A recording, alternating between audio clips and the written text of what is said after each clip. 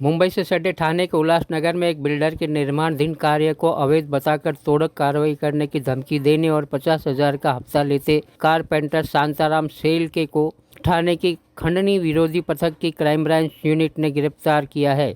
दरअसल उल्लासनगर के बिल्डर संदीप गायकवाड़ उर्फ पप्पू का उल्लासनगर के रोड नंबर 1 पर हार्दिक ज्वेलर्स के पीछे निर्माणाधीन बिल्डिंग का कार्य चल रहा है, जिस पर सामाजिक कार्यकर्ता शांताराम शेलके ने अवैध निर्माण बताकर उल्लासनगर नगर निगम में तोड़क कार्रवाई करने की शिकायत दर्ज करवाई और उसके बाद 50,000 की फिरौती मांगने लगा, जिस पर बिल्डर संदीप गायकवाड़ ने पुलिस उपायुक्त ठाणे शहर के कार्यालय में एक शिकायत दर्ज करवाई, जिसके बाद बिल्डर गायकवाड़ द्वारा कारपेंटर शांताराम शेलके को 50,000 रुपए की फिरौती देते समय खंडनी विरोधी पथक की क्राइम ब्रांच यूनिट ने रंगे हाथ गिरफ्तार करके उल्लासनगर पुलिस को सौंप दिया है। पेश है हमारे ठाणे के संवाददाता की एक खास रिपोर्ट।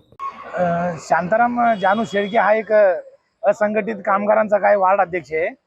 हा इसम माझ्या वार्डात एक छोटंसं काम चालू आहे, तर हा वारंवार नगरपालिकेला तक्रार करतो की हे काम मला तोडून पाहिजे।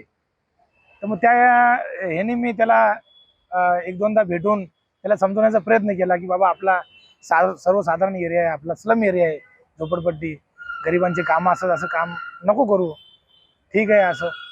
तर या गोष्टी त्याला मी सारखं सांगत असताना समजत असताना पण तो वारंवार नगरपालिकेत जाऊन नाही मला हे काम तोडूनच पाहिजे असं। मग मी त्याला विचारलं असता जर तुला हे काम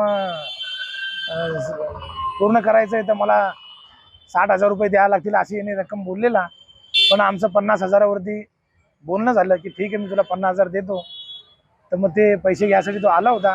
मग हीच तक्रार मी केली होती। तर ठाणे खंडणीचे जे अधिकारी आहेत त्यांनी उल्हासनगरला काल 17 तारखेला सायंकाळी सापळा रचून त्याला ताब्यात घेतलेलं आहे आणि याच्या पाठीमागे अजून कोण कोण आहेत त्याचे साथीदार यांच्या सगळ्यांचा अधिकाऱ्यांनी तपास करावा अशी माझी विनंती आहे।